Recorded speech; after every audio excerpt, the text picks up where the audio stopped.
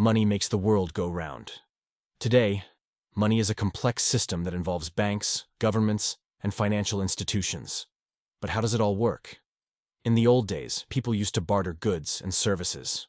But as societies grew, they needed a more efficient way to exchange value. That's when money was born. It started as precious metals like gold and silver, but over time, it evolved into paper currency and digital transactions. Let's take a step back into time and see where it all started. According to various sources, the earliest coins were made of electrum, which is a naturally occurring alloy of gold and silver. Electrum coins were first produced in Lydia, a region in modern-day Turkey, around 600 BCE during the reign of King Alyattes. These coins were nugget-like in shape and ranged from lumps of electrum with no design to simple striated lines. Soon, electrum coins developed with intricately designed animals, like lions, boars, deer, and other common animals. The value of electrum coins was determined by their weight and purity, with the coins being weighed on a balance scale. The introduction of coins made trade easier and more efficient, and it marked a significant milestone in the evolution of money. The concept of paper money originated in China during the Tang Dynasty in 7th century CE. The Chinese government initially issued paper notes as a substitute for metal coins, which were heavy and cumbersome to carry around. The use of paper money spread to other parts of the world, including Europe, where it was first used in Sweden in the 1660s. The Chinese were also the first to use banknotes, which were introduced during the Song Dynasty.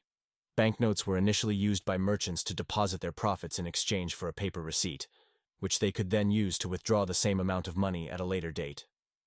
In summary, China played a significant role in the history of money, from the invention of coins to the introduction of paper money and banknotes. In 1690, the province of Massachusetts Bay created the first authorized paper money issued by any government in the Western world. Before creating bills, Americans used pine tree shillings and other coins as their currency. After the British shut down a Massachusetts mint, these coins were in short supply. So, in 1689, when the British wanted Americans to fight the French in Canada, there was no money available to pay the troops. Since the soldiers wouldn't fight for free, the government thought it best to issue certificates to the troops in lieu of paying them with coins. A piece of paper would represent a coin's worth, and could later be redeemed for real money. The Massachusetts Bay Colony financed a military expedition to Canada in 1690 by issuing bills of credit. Subsequent military campaigns and other expenses by other colonies were funded in a similar way. By the time of the Revolutionary War, each of the 13 colonies' governments had emitted their currency issues, although Great Britain opposed and tried to suppress them. The British prohibited circulation of rebel money in areas they occupied and tried to undermine the American economy and public confidence by emitting counterfeits. But this did not stop money from being spread across thousands and thousands of lands.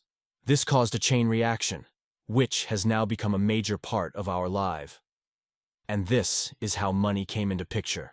Nowadays, when you think about money, the first thing that comes to mind is central bank.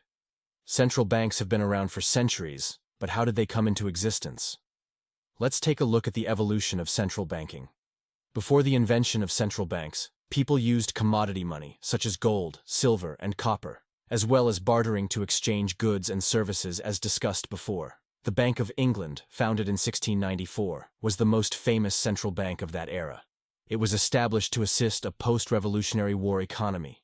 In the United States, the Bank of the United States received its charter in 1791 from the U.S. Congress and was signed by President Washington. Alexander Hamilton, the first Secretary of the Treasury under the new Constitution, was the architect of the first Bank of the United States. Central banks have evolved over time, and their origins can be traced back to the 17th century. Central banks emerged or were established as commercial banks or government banks, and their evolution into central banks came with the need to provide efficient financial services to the public. Today, central banks control money, mainly by selling government securities and adjusting how readily commercial banks can lend and borrow money or sell government securities. They also use reserve requirements and open market operations to increase or decrease the money supply. With the advent of digital currencies, including virtual currencies and cryptocurrencies, the concept of money is evolving once again. The evolution of central banking is an ongoing process, and it will be interesting to see how it continues to change in the future. In the end, keep this in mind. it is extremely important to understand that money was created by the people in time of need and is being controlled by the people till date. You're very welcome.